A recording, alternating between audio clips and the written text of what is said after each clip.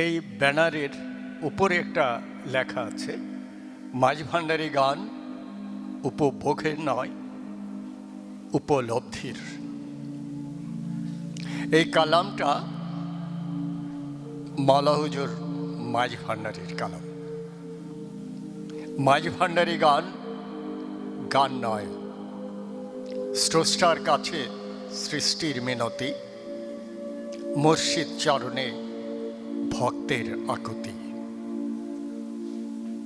মূলত মাঝভান্ডারী গানের প্রতিটি ছত্রে ইশকে হাকিকি তথা খোদা প্রেম বিধৃত এবং সঙ্গীতগুলো খোদা প্রেমে ঝঙ্কৃত। যে অ্যাপসের আজকে 5 বছর পূর্তি, সেই অ্যাপস নিয়ে আমরা মাঝভান্ডারী পরিমণ্ডল গর্বিত।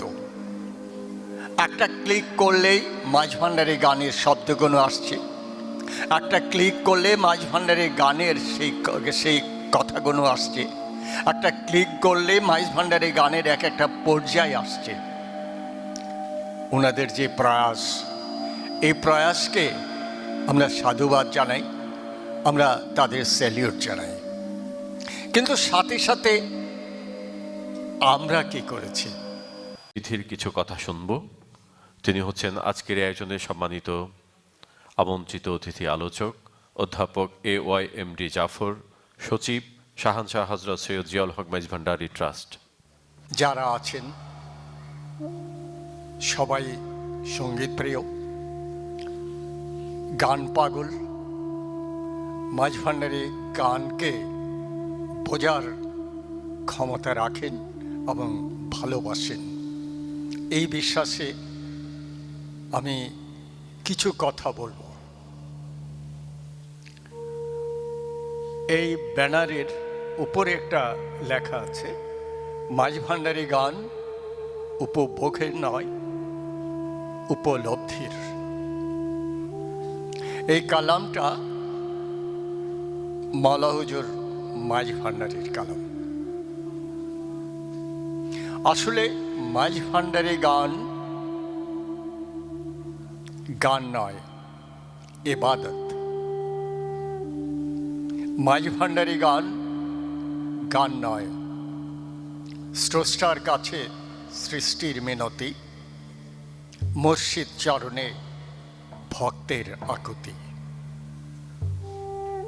মূলত মাঝভান্ডারী গানের প্রতিটি ছত্রে ইশকে হাকিকি তথা খোদা প্রেম বিধৃত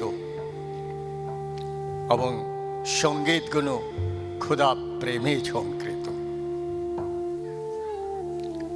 আর সেই ঝঙ্কৃত অবস্থা আমরা প্রায় 40 মিনিট ধরে এখানে পেলাম।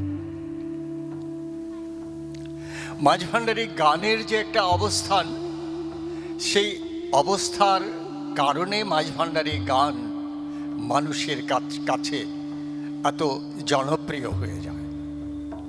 আমরা মাঝভান্ডারী গান গেয়ে জনপ্রিয়তা অর্জন কতটুকু করতে পেরেছি আমরা জানি না।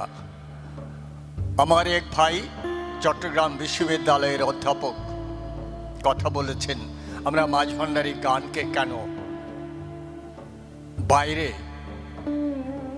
বাইরে প্রতিষ্ঠিত করতে পারলাম না। আমরা আসলে প্রতিষ্ঠিত করার জন্য প্রয়াস চালিয়েছি।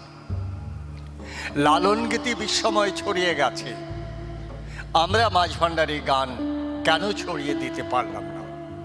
স্বাভাবিক একটা প্রশ্ন সবার মনে থাকতেই পারে। আমরা যে বসে নেই সেটাও একটা কথা। আসলে মাঝভান্ডারী গানের ইতিহাসটা প্রায় 150 বছর শেষ হয়ে যাচ্ছে। গৌসুল আজম মাঝভান্ডারীর 200তম বর্ষ এবার উদযাপিত হতে যাচ্ছে। সেই 200তম বর্ষের প্রাককালে আমাদের এই আজকের এই যে অনুষ্ঠান, এই প্রয়াস, এটাকে আমি স্বাগত জানাই। যে অ্যাপসের আজকে 5 বছর পূর্তি, সেই অ্যাপস নিয়ে আমরা মাঝভান্ডারী পরিমণ্ডল গর্বিত। একটা ক্লিক করলেই মাঝভান্ডারী গানের শব্দগুলো আসছে, একটা ক্লিক করলে মাঝভান্ডারী গানের সেই কথাগুলো আসছে, একটা ক্লিক করলে মাঝভান্ডারী গানের এক একটা পর্যায় আসছে। ওনাদের যে প্রয়াস, এই প্রয়াসকে আমরা সাধুবাদ জানাই, আমরা তাদের স্যালিউট জানাই। কিন্তু সাথে সাথে আমরা কি করেছি, আমার কাছে অনেকটা আমি কিছুটা বিভ্রমে আছি এবং কিছুটা বিভ্রান্তও বলতে হবে, এবং আত্মদহনের মধ্যে আমি একটা যাতনায় আছি।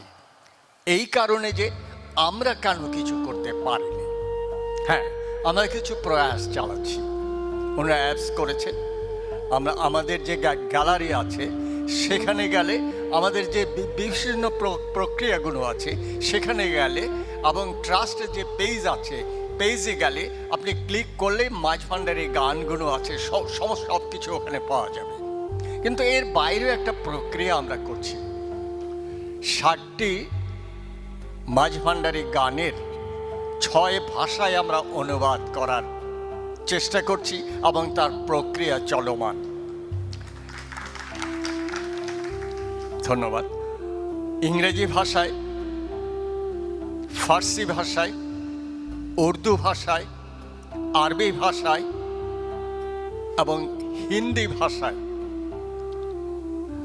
ইংরেজি তো আছে, ইংরেজি এই কারণে করব যে সমস্ত বিশ্বময় ইংরেজির একটা প্রভাব আছে।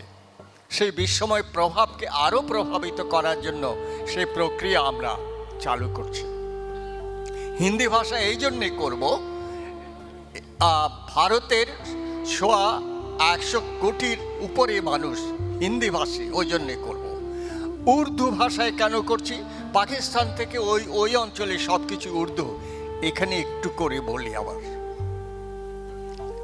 আমরা যখন টেলিভিশনে উর্দু কাওয়ালি করতে গিয়েছিলাম, টেলিভিশন কর্তৃপক্ষ আমাদেরকে বলেছিলেন উর্দু কাওয়ালি করা যাবে না, যেহেতু উর্দু পাকিস্তানি ভাষা। আমরা বিটিভিতে কেন প্রোগ্রাম করতে যাই না? আমরা 2023-এর আগ পর্যন্ত, আমরা 91 সালে মাঝভান্ডারে মরমে গোষ্ঠী হয়েছিল, 91 সাল থেকে বিটিভিতে আমরা প্রোগ্রাম করেছি মাঝভান্ডারী গান নিয়ে। চট্টগ্রাম টেলিভিশন হওয়ার পর চট্টগ্রাম টেলিভিশনের প্রতিষ্ঠার লগ্ন থেকে গান করছি।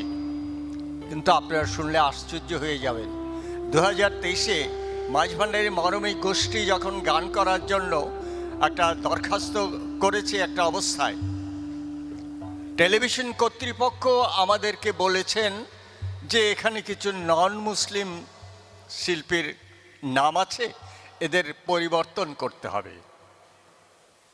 আমরা শুনে আশ্চর্যান্বিত হয়ে গিয়েছিলাম। আমাদের দেশে এই ধরনের অবস্থা আমরা তো কোনোদিন পাইনি। আমি আমাদের অফিস থেকে ওনাকে ফোন করেছি, কিন্তু সেটা হয়নি। পরে আমি গিয়েছি, আমি যাওয়ার পর আমাকে বলেছে আমরা একটা চাপের মধ্যে আছি, আমরা একটা কেসে আছি। আমরা আশ্চর্য হয়ে গেছি। অথচ 2016 সালে গণপ্রজাতন্ত্রী বাংলাদেশ সরকারের বাংলাদেশ কালচারাল ডেলিগেট হিসেবেই আমরা মিশর যাওয়ার গৌরব অর্জন করেছি। সেখানে কিন্তু আমাদের 9-10 জন শিল্পীর মধ্যে প্রায় 4 জন নন মুসলিম ছিল, যন্ত্রী ছিল। সরকার থেকে যদি সেটা না হয়, হওয়ার কোনো প্রশ্ন নেই। এখানে জাত পাত বা কোনো কিছুর এখানে প্রশ্ন নেই। শিল্পীদের মধ্যে বা আমাদের এই অঞ্চলে, এই দেশে তো এটার কোনো প্রশ্রয় নেই। তাহলে এখানে কেন হলো? আমরা এখন চট্টগ্রাম টেলিভিশনে প্রোগ্রাম করতে যাই না। আমরা জাতীয় পর্যায়ের মাই টেলিভিশন, মাই টিভি এবং এশিয়া টেলিভিশনে প্রোগ্রাম করি, ওখানে আর যায় না। এই যে অবস্থা, আমরা আশা করেছিলাম আজকে চট্টগ্রাম রেডিওর পরিচালক সাহেব আসবেন, তাহলে ওনার সাথেও আমি একটু কথা বলতে পারতাম, কিন্তু সেটা হয়নি। দুর্ভাগ্য আমার।